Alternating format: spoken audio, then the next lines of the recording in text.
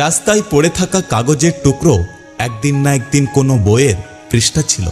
আজ প্রয়োজন শেষ, তাই তাকেও থাকতে হচ্ছে রাস্তায়।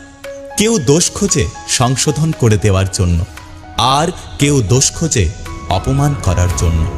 স্মৃতি ও সময় দুটোই খুব মূল্যবান, কাউকে ফিরে পাওয়া যায় না।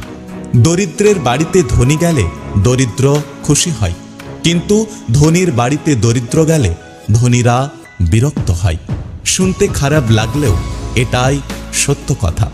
টাকার থেকেও দামি হয় একটা মানুষ, আর দামটা ঠিক তখনই সবাই বুঝতে পারে যখন সে এই পৃথিবী থেকে বিদায় নেয়। পরিস্থিতি এবং অবস্থান যে কোনো সময় বদলাতে পারে, কিন্তু সত্যিকারের সম্পর্ক আর সত্যিকারের বন্ধুত্ব কখনোই বদলায় না। জিন্দা থাকলে নিন্দা তো হবেই, প্রশংসা হবে মরণ সবাই। মানুষকে অবশ্যই বিশ্বাস করা উচিত, তবে তার আগে ভেবে দেখুন সে মানুষ নাকি অমানুষ।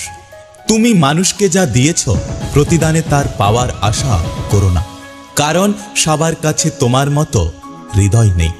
ঘুমন্ত অবস্থায় তৈরি হওয়া কোনো স্বপ্ন যদি ভেঙে যায় তাহলে তেমন কিছুই হয় না, কিন্তু মানুষ জেগে থেকে যে স্বপ্ন সাজায় তা ভেঙে গেলে হয়তো জীবনটাই নষ্ট হয়ে যায়। আমি নিজেও জানি না কোন দিনটা আমার শেষ দিন, কোন কথাটা আমার শেষ কথা, কোন দেখাটা আমার শেষ দেখা। তাই প্রতিটা মুহূর্তে মনে রাখি, যার শেষ ভালো তার সব ভালো। কষ্টের মাঝে বেঁচে থাকাটা কতটা যে বড় কষ্টের তা সবাই বোঝে না। শুধু তারাই বোঝে যারা কষ্টকে বুকে রেখে হাসি মুখে কথা বলে।